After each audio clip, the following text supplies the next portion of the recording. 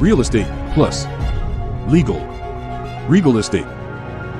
리걸 에스테이트는 부동산 임대차 전문 변호사 공인회계사가 운영하는 법률 플랫폼입니다. 안녕하세요. 리걸 에스테이트의 서용진 변호사입니다. 오늘은 병원 권리금 회수 방해, 의사 대 임대인, 누가 이겼을까? 라는 제목으로 시작하겠습니다. 오늘 살펴볼 주제는 임차인인 의사가 권리금 회수 방해를 이유로 손해배상 청구를 한 사안입니다.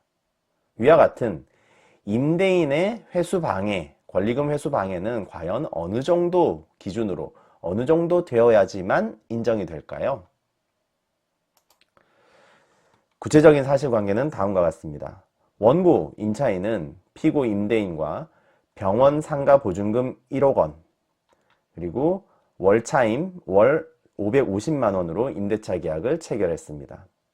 임대차 계약 체결 당시 원고와 피고는 병원 인테리어 및 장비와 기타 일체 비품에 대하여 양수도 계약을 체결을 했고요. 2억 원을 지급을 했습니다. 해당 부동산은 임대인도 의사로서 직접 병원을 본인이 운영했던 상가였습니다. 즉 원고가 임대인에게 권리금을 직접 지급한 거죠. 이러한 경우라면 권리금 회수 방해를 당한 임차인 입장에서는 더 억울하겠죠. 임대인에게 직접 지급을 했으니. 본건 임대차 계약은 1회 갱신 이후 원고의 갱신 거절로 기간 만료로 종료되었고, 종료 당시 원고는 권리금을 수령하지 못한 채 부동산을 인도하고 나옴에 따라서 원고가 소송을 제기하였는데요. 원고 주장 살펴보겠습니다. 피고는 원고에게 2억 원 본인의 지급한 권리금 지급하라 라고 주장하고, 그 근거로 피고는 원고의 임대차 갱신 거절 이후 의사들이 가입하는 병원 임대 사이트에 권리금 없이 병원 임차권을 양도한다는 내용의 광고글을 게시하였는데, 이로 인해서 원고는 권리금을 지급하고 들어오려는 새로운 임차인을 구하지 못하였다. 그래서 원고가 지급한 권리금 상당액 손해, 2억 원의 손해를 입었다는 내용입니다.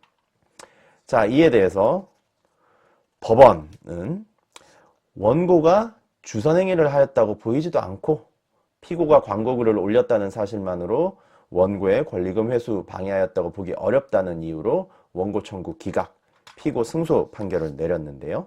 구체적인 이유를 살펴보겠습니다. 우선 법원은 피고가 인터넷 임대 사이트에서 병원 임차권을 양도한다는 내용의 광고글을 올린 사실은 인정하였습니다. 그러나 일반적으로 병원의 임차권을 양도하는 경우에 이 사건 사이트를 통해서도 구하지만 그 이외에도 주변 지인이나 제약회사나 의료기기 업체 직원, 병원 컨설팅 업체를 통하는 방법 등 여러 가지 방법이 있는 바, 위 광고글 게시만으로 인하여 후임 임차인을 구할 기회 자체를 아예 박탈하였다고 보기는 어렵다라고 판단했습니다. 그리고 두 번째, 본건 사이트에 병원 임차권 양도에 관한 광고글을 게시하는 것은 의사회원 누구나 가능하므로 원고로서는 위 광고를 본 즉시 확인한 당시 그 광고의 내용을 수정하여 다시 올리는 것도 충분히 가능하였음에도 불구하고 원고는 아무것도 하지 않았다라는 거죠. 그리고 실제 피고는 본건 사이트에 권리금 없이 양도하다가 아니라 양도 희망 가격은 협의라는 문구로 광고글을 올렸습니다. 그래서 법원은 임대인인 피고로서는 원고가 이 사건 임대차 계약 갱신을 거절한 상황에서 후임 임차인 구할 필요가 있었고, 그 광고 게시글 상단에도 권리금 협의라는 표현을 사용했던 바, 피고가 권리금 회수 방해할 목적으로 위 광고를 올렸다고 단정하기 어렵다라고 판단한 거죠. 그래서 원고 청구 기각의 판단이 되었습니다. 이 사건에서 원고 측의 가장 안타까운 점은 무엇이었을까요? 권리금 회수 방해 손해배상이 인정되기 위해서 법원에 주장하고 입증하여야 할 책임은 원고에게 있죠. 그렇다면 원고는 무엇을 주장 입증해야 될까요? 상가임대차보호법 제10조의 4는 권리금 계약에 따라 임차인이 주선한 신규 임차인이 되려고는 자로부터 권리금을 지급받는 것을 방해하여서는 아니 된다라고 규정하고 있죠. 그렇다면 임차인이 신규 임차인이 되려는 자를 주선하더라도 이 내용이죠. 그렇다면 우선 임차인이 주선한, 즉 임차인은 뭘 해야 된다? 주선 행위 등의 노력을 하였다는 것이 이 청구의 가장 중요한 요건입니다. 그렇다면 이 요건을 명확히 원고는 입증을 해야 되는데요.